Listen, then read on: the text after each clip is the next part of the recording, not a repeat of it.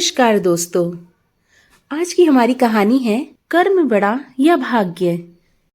इस दुनिया में कर्म को मानने वाले लोग कहते हैं भाग्य कुछ नहीं होता, और भाग्यवादी लोग कहते हैं किस्मत में जो कुछ लिखा होगा वही होकर रहेगा। यानी इंसान कर्म और भाग्य इन दो बिंदुओं की धुरी पर घूमता रहता है और एक दिन इस जग को अलविदा कहकर चला जाता है।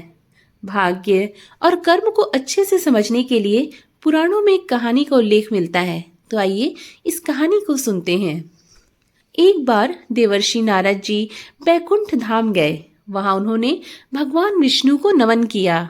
नारद जी ने श्री हरि से कहा, प्रभु, पृथ्वी पर अब आपका प्रभाव कम हो रहा है। धर्म पर चलने वालों को कोई अच्छा फल नहीं मिल रहा। जो पाप कर रहे हैं उनका भला हो रहा है।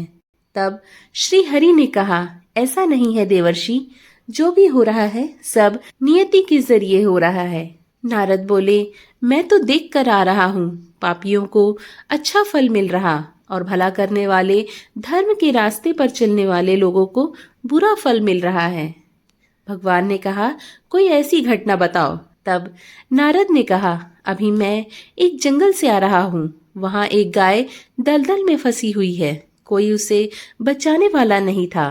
तभी एक चोर उधर से गुजरा। गाय को फंसा हुआ देखकर भी नहीं रुका। वह उस पर पैर रखकर दलदल लांघकर निकल गया।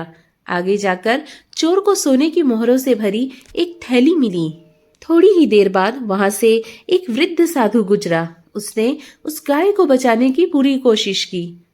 पूरे शरीर का जोर लगाकर उस गाय को बचा लिया, लेकिन मैंने देखा कि गाय को दलदल से निकालने के बाद वह साधु आगे गया तो एक गड्ढे में गिर गया।